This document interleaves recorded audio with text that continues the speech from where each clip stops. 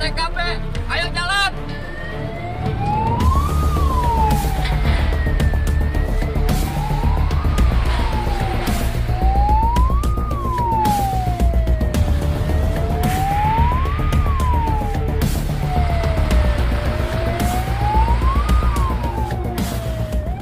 23 unit mobil pemadam kebakaran dikerahkan untuk memadamkan api di Pelabuhan Muara Baru, Jakarta Utara. Pada akhir Februari 2019 lalu, 34 kapal nelayan terbakar akibat kesalahan prosedur pengelasan di salah satu kapal. Hembusan angin yang kencang menyulitkan 95 petugas dalam memadamkan api. Dari data Dinas Penanggulangan Kebakaran dan Penyelamatan Provinsi DKI Jakarta, awal tahun 2019 tercatat ada 865 kejadian yang ditangani oleh Dinas Pemadam Kebakaran di seluruh Jabodetabek. Di bulan Januari hingga Desember 2018, terdapat 3.900 kejadian di DKI Jakarta. Angka ini naik dari tahun 2017, yaitu 2.700 kejadian. Dan kejadian terbanyak adalah kebakaran yang disebabkan oleh arus pendek listrik, kebocoran gas, dan sisa pembakaran sampah. Kejadian terbanyak yaitu pukul 6 pagi hingga 12 siang. Dan di DKI Jakarta sendiri terdapat 290 pos pemadam kebakaran dengan estimasi ada 6 pos di setiap kelurahan.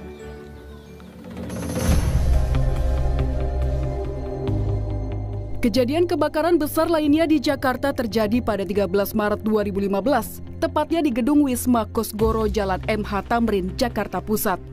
Selama lebih dari 12 jam, petugas berusaha memadamkan api dengan mengerahkan 35 unit mobil pemadam dari seluruh wilayah Jakarta, termasuk Skylift, untuk memadamkan api di atas gedung.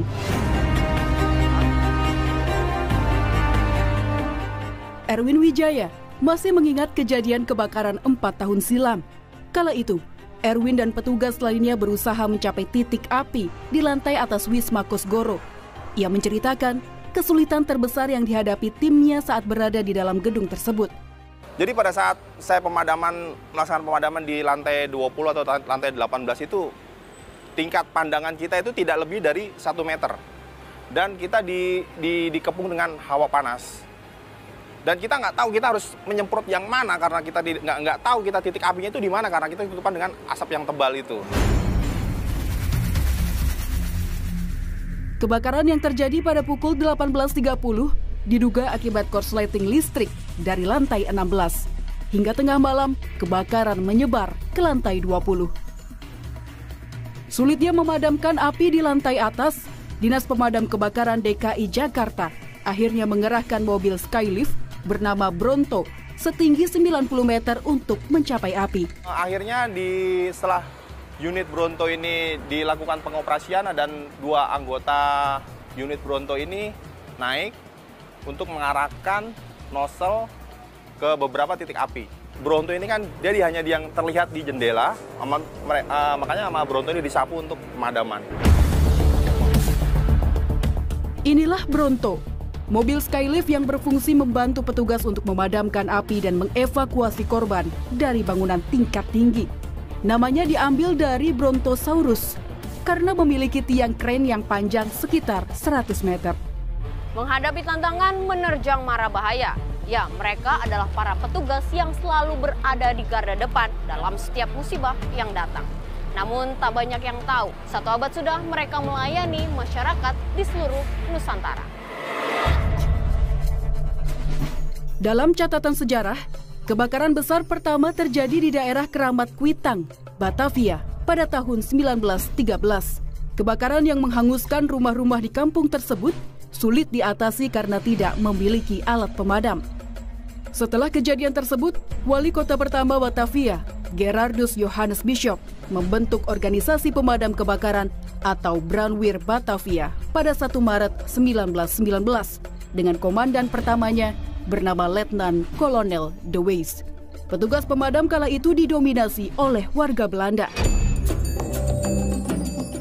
Bukti terbentuknya organisasi Brandweer kini dapat ditemukan di Museum Pemadam Kebakaran yang terletak di Taman Mini Indonesia Indah.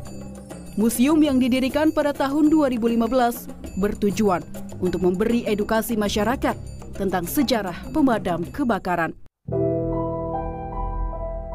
Berbagai koleksi pemadam kebakaran dipamerkan di museum ini, mulai dari mobil, alat-alat pemadam, foto-foto proses pemadam pada abad 20, hingga koleksi saksofon Tanjidor berusia 70 tahun.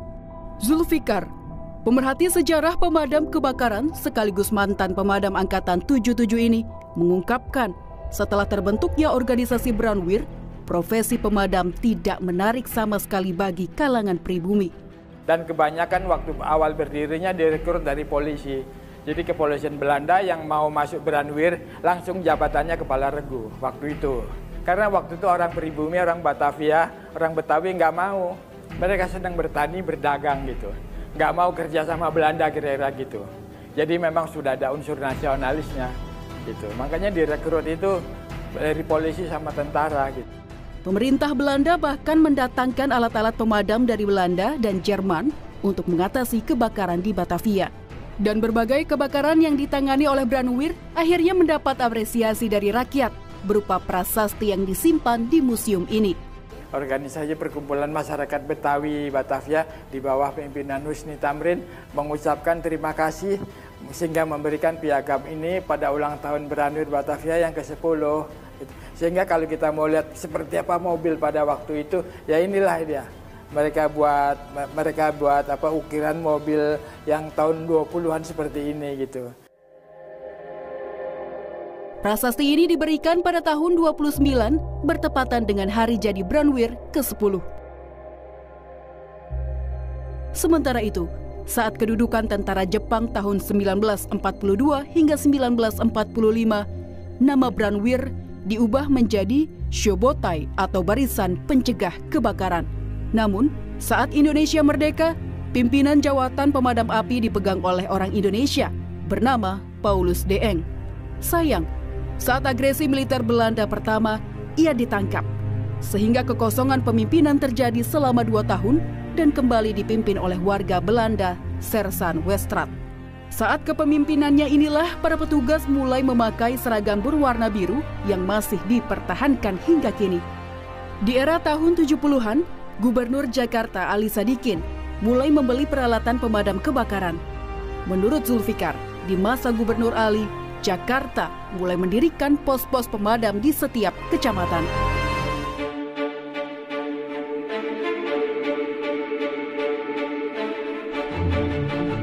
Inilah gambaran pemadaman api yang terjadi di awal abad 20. Pemadam tempo dulu hanya memiliki alat-alat sederhana seperti tangga yang berada di atas mobil, semprotan air, dan helm, serta seragam yang belum tahan api. Di rumahnya yang berada di kawasan Parung Panjang Bogor, Zulfikar yang kini berusia 66 tahun telah pensiun menjadi petugas pemadam sejak tahun 2009. Ia mengumpulkan satu persatu dokumen sejarah Branwir atau pemadam kebakaran Batavia, seperti helm-helm pemadam kebakaran ini. Itu sekitar 20-30 tahun yang lalu mulai saya kumpulkan satu persatu gitu. Umpamanya helm ini. Sampai tahun 50-60-an masih dipakai oleh pemadam kebakaran. Waktu itu nomenklaturnya barisan pemadam kebakaran ini yang dipakai. Ini sekitar antara 1 sampai 2 kilo. Ini terbuat daripada besi bahannya. Ini bukan sekedar dekorasi tapi pelindung. Kalau ada benda yang jatuh dari atas langsung ke sini pecah, kemudian jatuh ke samping sehingga melindungi kepala si petugas itu. Sejumlah barang dan dokumen sejarah ini biasanya ia kumpulkan dari para pensiunan petugas pemadam kebakaran. Tak jarang, ia harus merogoh koceknya sendiri untuk mendapatkan barang tersebut. Jadi saya punya inisiatif setiap pensiunan pemadam, itu saya datang ke rumahnya. Kalau boleh saya minta, saya beli atau saya pinjam gitu. Zulfikar berharap dokumentasi yang ia kumpulkan ini dapat dibukukan sebagai sarana menambah wawasan tentang pemadam kebakaran Batavia.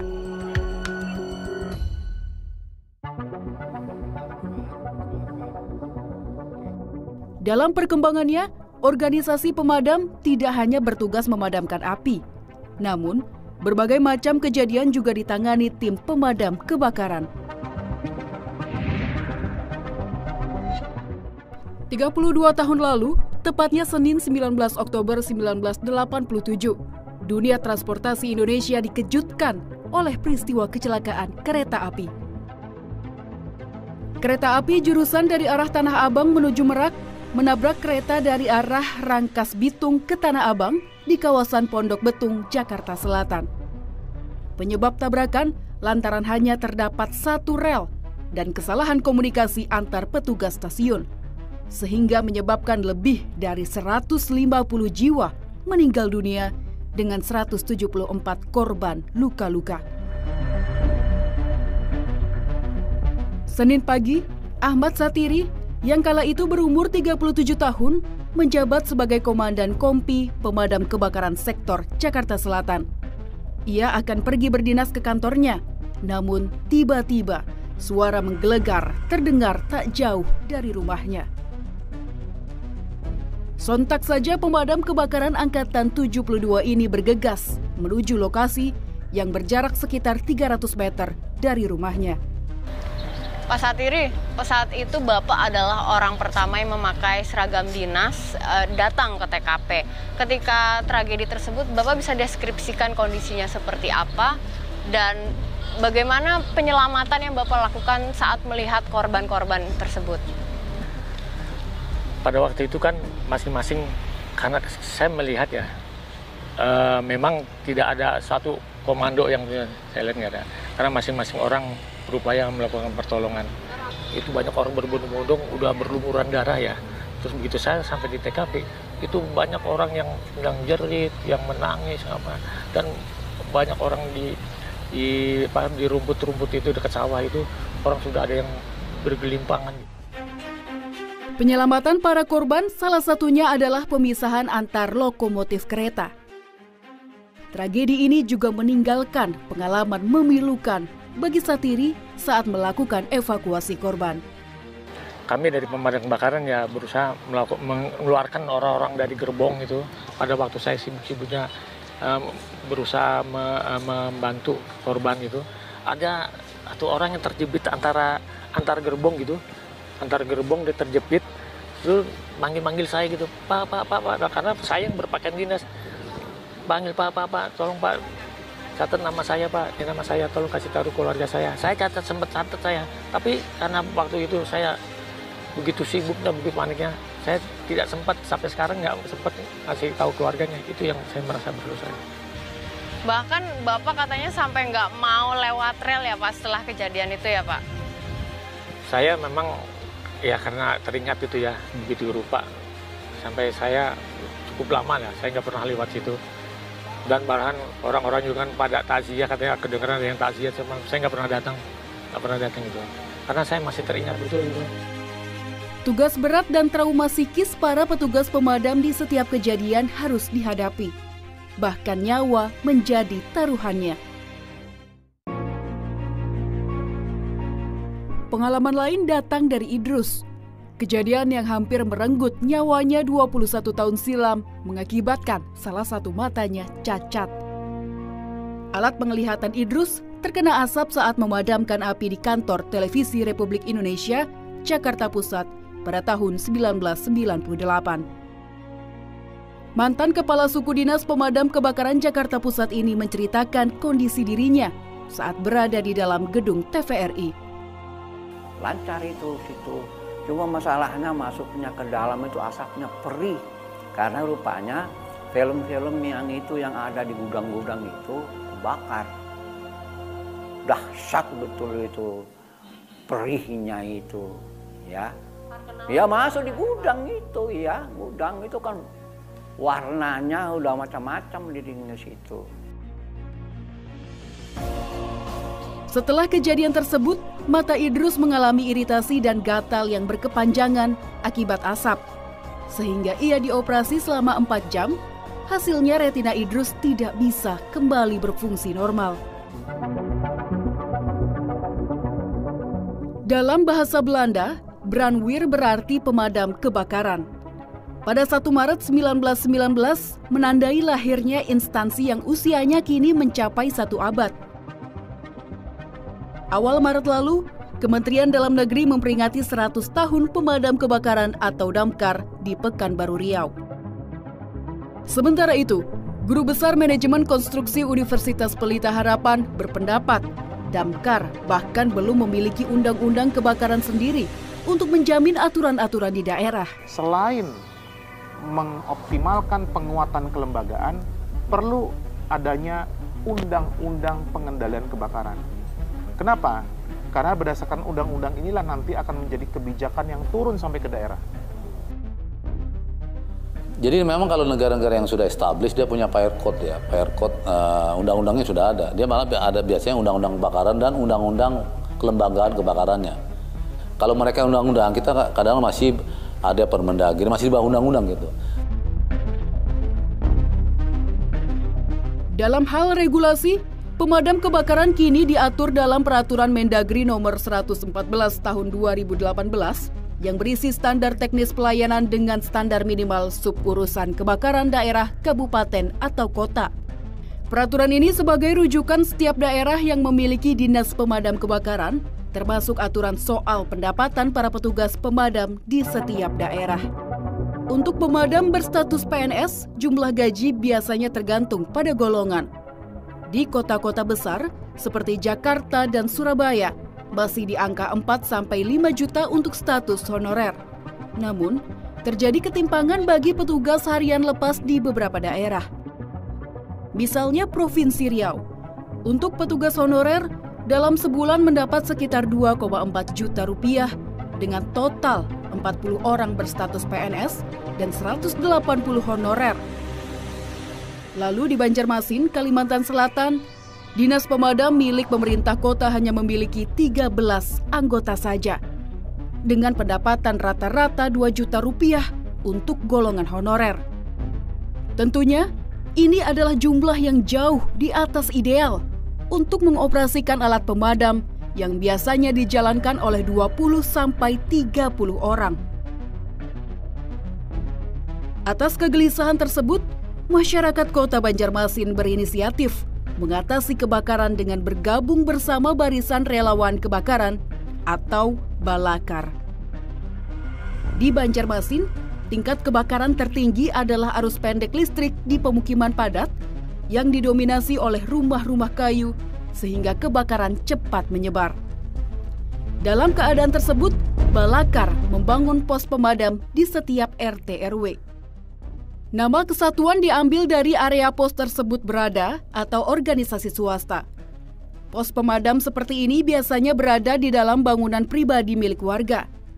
Begitu banyaknya pos di setiap sudut jalan sehingga Banjarmasin dijuluki Kota 1000 Pemadam Kebakaran. Tak hanya laki-laki, perempuan pun ikut serta dalam barisan Balakar, hingga ikut terjun ke lapangan saat kebakaran. Bunia adalah satu dari sekian banyak anggota Balakar perempuan di Banjarmasin. Wanita berumur 57 tahun ini sudah menjadi Balakar selama 10 tahun. Sebagai Balakar perempuan, Bunia menceritakan bagaimana dirinya diremehkan oleh kawan-kawannya. Emang perempuan itu kerjaan laki-laki, ngapain perempuan, emangnya kurang kerjaan, nah gitu. Terus sering. Si Ibu menanggapinya? Nanggapi, ya santai aja, sama ketawa aja kita. Jumlah anggota Balakar diperkirakan ada 6.700 yang berada dalam 270 kesatuan. Wali Kota Banjarmasin, Ibnu Sina berjanji akan memberikan asuransi bagi Balakar. Ingin asuransikan karena mereka ini kan bekerja dengan sangat luar biasa. Kerelawanan itu muncul tidak hanya siang, malam, tengah malam pun kejadian langsung datang. Kalau yang sifatnya keluar masuk ya, mungkin nanti bergabung, nanti keluar lagi gitu. Rasa-rasanya yang bergabung di pemadam kebakaran, mereka betah di sana karena panggilan jiwa sesungguhnya. Sementara itu, anggota tim Akademis Rancangan Undang-Undang Kebakaran ini berpendapat, meskipun ada asuransi, wacana tersebut tetap harus melihat aturan yang berlaku. Tapi lihat aturan yang di atas. Kalau dia adalah aparat sipil negara, ada mekanisme asuransi, oke. Nah, bagaimana dengan yang outsource atau yang semi atau masyarakat? Ya, saya pikir peraturan lah, daerah lah yang membuat itu. Dan saya menghimbau Balakar itu terdaftar ya untuk mendidik masyarakat. Rancangan Undang-Undang Kebakaran memang masih dalam tahap proses yang panjang.